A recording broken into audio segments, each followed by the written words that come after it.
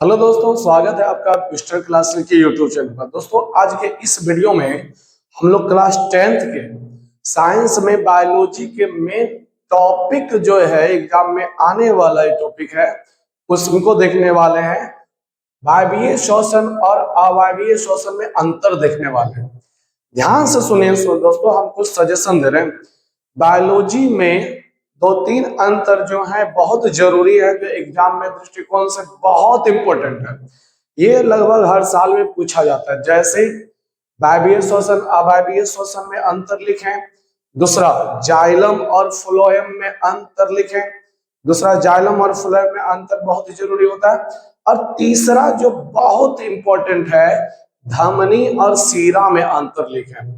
जी हाँ दोस्तों, ध्यान से सुनिए, धमनी और सीरा में अंतर लिखें। अगर आप सीरियस स्टूडेंट हैं तो आप इन तीनों अंतर को बायोलॉजी के दृष्टिकोण से एकदम कंठस्थ कर लीजिए, बढ़िया समझ लीजिए। एग्जाम में एकदम आने वाले प्रश्न है। फिर से सुनिए, वायवीय श्वसन अवायवीय श्वसन में अंतर पहला चीज, जाइलम फ्लोएम में अंतर दूसरा चीज, और धमनी और सीरा में अंतर तीसरा चीज। इसको एकदम क्लियर रखिए दोस्तों। और हम अपने वीडियो के माध्यम से आपको एक एक करके अंतर वगैरह सभी इंपॉर्टेंट चीजें आपको पूरे एग्जाम तक पहुंचाते रहेंगे। आपको बस करना यह है कि लगातार कंटिन्यू आपको वीडियो देखना है। ठीक है दोस्तों, तो चलिए आइए। क्वेश्चन है, वायवीय श्वसन तथा अवायवीय श्वसन में अंतर लिखें। देखिए दोस्तों, श्वसन श्वसन जो है बायोलॉजी का मेन टॉपिक है, जो कि जैव प्रक्रम का हिस्सा है। ठीक है, तो श्वसन जो होता है दो प्रकार का होता है। एक होता है वायवीय श्वसन और एक होता है अवायवीय श्वसन। जी हाँ दोस्तों, एक है वायवीय श्वसन और एक होता है अवायवीय श्वसन। अब ये वायवीय श्वसन क्या है, अवायवीय श्वसन क्या है, ये भी आपको क्लियर हो जाएगा। कहां से? इस अंतर से। ये केवल अंतर नहीं है दोस्तों, ये वायवीय श्वसन और अवायवीय श्वसन के बारे में पूरा बोल सकते हैं, जीवनी लिखा गया है यहाँ पे। ठीक है, कि वायवीय श्वसन में क्या होता है और अवायवीय श्वसन में क्या होता है। अंतर का मतलब तो यही होता है ना, कि पूरा का पूरा उसके गुणों को लिखे। तो जो भाई गुण है वही तो परिभाषा है। तो इसको अंतर के तौर पे नहीं, पूरा पढ़ाई के तौर पे देखिएगा। ठीक है, तो चलिए आइए। देखिए दोस्तों, पहले जब क्वेश्चन पूछा जाए वायवीय श्वसन अवायवीय श्वसन में अंतर लिखें, ये क्या अंतर है, ऐसा जब प्रश्न आए अंतर वाला, तो इस लाइन को लिखना बहुत जरूरी है। क्या? वायवीय श्वसन तथा अवायवीय श्वसन में निम्नलिखित अंतर है। इस चीज को ध्यान से देखें, निम्नलिखित अंतर है ऐसा जरूर आप लिखिए। इससे क्या होता है, आंसर लिखने में जो होता है ना, जो टीचर आपके क्वेश्चन चेक करे उनको काफी इंप्रेस मिलेगा। ठीक है, तो चलिए हम लोग देखते हैं। एक तरफ बांटा गया है वायवीय श्वसन और एक तरफ बांटा गया है अवायवीय श्वसन। चलिए आगे बढ़ते हैं। पहला अंतर देखिए दोस्तों, वायवीय श्वसन का होता है कि वायवीय श्वसन की क्रिया ऑक्सीजन की उपस्थिति में होता है।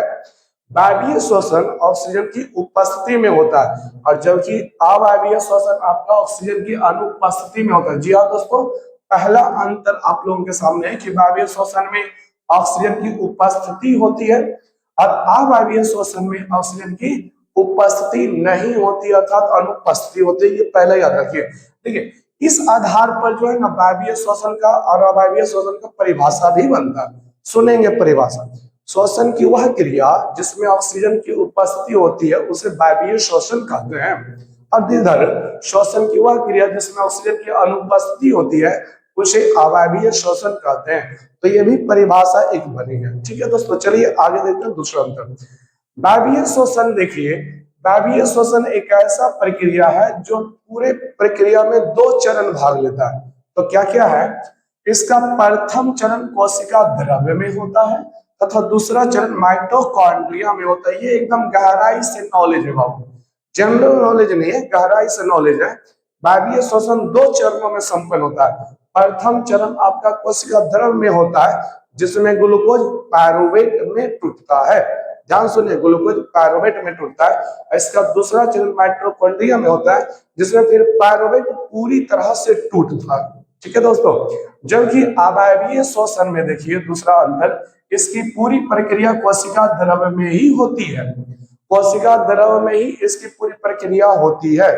ठीक है, तो ध्यान रखेंगे दूसरा अंतर क्या हो गया, कि वायवीय श्वसन का प्रथम चरण कोशिका द्रव्य में, दूसरा चरण माइटोकॉन्ड्रिया में। अब अवायवीय श्वसन की पूरी प्रक्रिया कोशिका द्रव्य में होती है, इसमें प्रथम चरण द्वितीय चरण होता ही नहीं है, पूरा शुरू से लेकर अंतिम तक कोशिका द्रव में हो जाता है, जबकि इसका प्रथम चरण कोशिका द्रव में, दूसरा चरण माइटोकॉन्ड्रिया में होता है।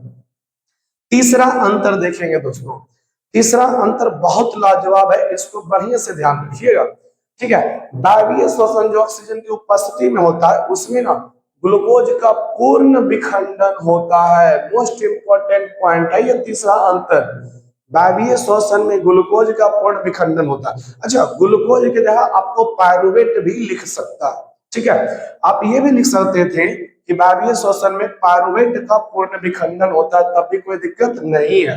वायवीय श्वसन में पायरुवेट का पूर्ण विखंडन होता है तब भी कोई दिक्कत नहीं है, ठीक है। पूरी तरह से ग्लूकोज या पायरुवेट जो है टूट जाता है वायवीय श्वसन में, जबकि अवायवीय श्वसन में ग्लूकोज, यहाँ भी ग्लूकोज की जगह पायरुवेट लिखा जा सकता है, ग्लूकोज का आंशिक विखंडन होता है, यानी पूरी तरह से नहीं टूटता है। आंशिक का मतलब हुआ कि उसका कुछ भाग टूटेगा और कुछ भाग जैसे का तैसे बना रहेगा। तो ठीक है दोस्तों, तीसरा अंतर ध्यान रखिएगा, वायवीय श्वसन में ग्लूकोज का पूर्ण विखंडन होता है, अवायवीय श्वसन में ग्लूकोज का पूर्ण विखंडन नहीं बल्कि आंशिक विखंडन होता है। वायवीय श्वसन का चौथा अंतर देखिए, चौथा अंतर कहता है कि देखिए ग्लूकोज के पूर्ण विखंडन से कार्बन डाइऑक्साइड गैस, जल, ऊर्जा, तीन चीज में फोकस कीजिए, कार्बन डाइऑक्साइड गैस, जल और ऊर्जा का उत्पादन होता है। ये एकदम मोस्ट इंपॉर्टेंट ऑब्जेक्टिव क्वेश्चन है दोस्तों। वायवीय श्वसन में क्या क्या बनता है, कार्बन डाइऑक्साइड गैस, जल, ऊर्जा, तीन चीज अंगुली पे काउंट करके याद रखिए। वायवीय श्वसन में क्या बनेगा, जल, कार्बन डाइऑक्साइड गैस, ऊर्जा, पहले carbon dioxide gas, carbon dioxide gas, जल और ऊर्जा बनता है वायवीय श्वसन में, जिसमें ग्लूकोज का पूर्ण विखंडन होता है, ध्यान रखिएगा। जबकि अवायवीय श्वसन में क्या होता है, इथेनॉल बनता है, ध्यान रखिए। इथेनॉल यानी क्या, इथाइल अल्कोहल, यानी जिसको शराब भी बोलते हैं, और इथाइल अल्कोहल का अनुसूत्र होता है C2H5OH। सुन पा रहे होंगे दोस्तों, C2H5OH इथाइल अल्कोहल का अनुसूत्र है। अवायवीय श्वसन में क्या होता है, ग्लूकोज के विखंडन से इथेनॉल, कार्बन डाइऑक्साइड गैस तथा ऊर्जा का उत्पादन होता है। इथेनॉल, कार्बन डाइऑक्साइड गैस, ऊर्जा। इसमें क्या था, कार्बन डाइऑक्साइड गैस, जल और ऊर्जा। इथेनॉल, उसमें इथेनॉल, कार्बन डाइऑक्साइड गैस, ऊर्जा। अंतर क्या है, इसमें भी देखिए कार्बन डाइऑक्साइड गैस, उसमें भी कार्बन डाइऑक्साइड, इसमें भी ऊर्जा, इसमें भी ऊर्जा। इसमें जल है तो उसमें इथेनॉल है, इसमें जल और उसमें इथेनॉल है दोस्तों। ध्यान से समझिए, पढ़िए, क्योंकि ये केवल अंतर नहीं है, पूरा का पूरा श्वसन का, वायवीय श्वसन और अवायवीय श्वसन का निचोड़ है, ठीक है। इस वीडियो से आप वायवीय श्वसन, अवायवीय श्वसन के बारे में पूरी जानकारी ले लीजिएगा, ठीक है। देखिए चौथा, पांचवा अंतर देखते हैं दोस्तों। वायवीय श्वसन में जो कार्बन डाइऑक्साइड गैस, जल और ऊर्जा मिलती है, तो ऊर्जा ना बहुत अधिक मात्रा में उत्पन्न होती है। ऊर्जा का उत्पादन वायवीय श्वसन में बहुत अधिक होता है, जबकि अवायवीय श्वसन में इथेनॉल, कार्बन डाइऑक्साइड गैस और ऊर्जा जो उत्पन्न होती है, तो ऊर्जा की बात कर ले, उसका उत्पादन कम मात्रा में होता है, ठीक है दोस्तों। कम मात्रा में ऊर्जा का उत्पादन होता है। ध्यान दीजिए, वायवीय श्वसन में ऊर्जा का उत्पादन अधिक मात्रा में होता है। ध्यान रखेंगे, ऊर्जा का उत्पादन अधिक मात्रा में होता है वायवीय श्वसन में, जबकि अवायवीय श्वसन में ऊर्जा का उत्पादन कम मात्रा में होता है। तो चलो भाई, वायवीय श्वसन में ऊर्जा का उत्पादन अधिक मात्रा में और अवायवीय श्वसन में ऊर्जा का उत्पादन कम मात्रा में, लेकिन कितना, तो ध्यान से देखिए, आप लोग इस चीज को जानते होंगे। तो हमारे शरीर में जो ऊर्जा बनती है श्वसन के दौरान, उसे जूल में न रखा जाता है। ऊर्जा का ऐसा मात्रा कैसे, तो जूल होता है, लेकिन हमारे शरीर में जो ऊर्जा बनता है उसे एटीपी के रूप में रखा जाता है। क्या चीज में रखा जाता है दोस्तों, एटीपी के रूप में, जिसका फुल होता है एडेनोसिन ट्राइफॉस्फेट। एडेनोसिन ट्राइफॉस्फेट लिखना चाहते हैं, लिख ले, एडेनोसिन ट्राइफॉस्फेट, ठीक है। अधिक मात्रा में ऊर्जा का उत्पादन वायवीय श्वसन में और कम मात्रा में ऊर्जा का उत्पादन अवायवीय श्वसन में होता है, ठीक है दोस्तों। छठा अंतर देखिए, तो अधिक मात्रा में ऊर्जा का उत्पादन होता है तो कितना एटीपी, 38 एटीपी। ध्यान रखिए, वायवीय श्वसन में ऊर्जा का उत्पादन 38 एटीपी होता है, जो कि बहुत अधिक ऊर्जा है, जबकि अवायवीय श्वसन में मात्र 2 एटीपी ऊर्जा का उत्पादन होता है, जो कि बहुत कम है दोस्तों। ध्यान से देखिए, वायवीय श्वसन में अधिक मात्रा में ऊर्जा का उत्पादन होता है, तो होता कितना है, 38 एटीपी। अवायवीय श्वसन में कम मात्रा में ऊर्जा का उत्पादन होता है तो होता है कि मात्र 2 एटीपी। तो 2 एटीपी 38 एटीपी की तुलना में बहुत कम है। अब अगला अंतर देखिए दोस्तों, सातवां अंतर, वायवीय श्वसन की क्रिया अधिकांश जीवधारियों में होता है। अधिकांश जीवधारियों में वायवीय श्वसन की क्रिया होती है। जितने भी सजीव जगत के चीजें हैं वो लगभग 99% चीज होते हैं वो वायवीय श्वसन करते हैं, यानी कि ऑक्सीजन की उपस्थिति में श्वसन की क्रिया करते हैं। जबकि कुछ ही गिने चुने जो जंतु है, जीवाणु है, उसमें अवायवीय श्वसन होता है। जैसे इष्ट तथा कवक में अवायवीय श्वसन होता है, तो ये भी मुख्य अंतर है। इष्ट तथा कवक में अवायवीय श्वसन होता है, जबकि लगभग अधिकांश जीवधारियों में वायवीय श्वसन होता है।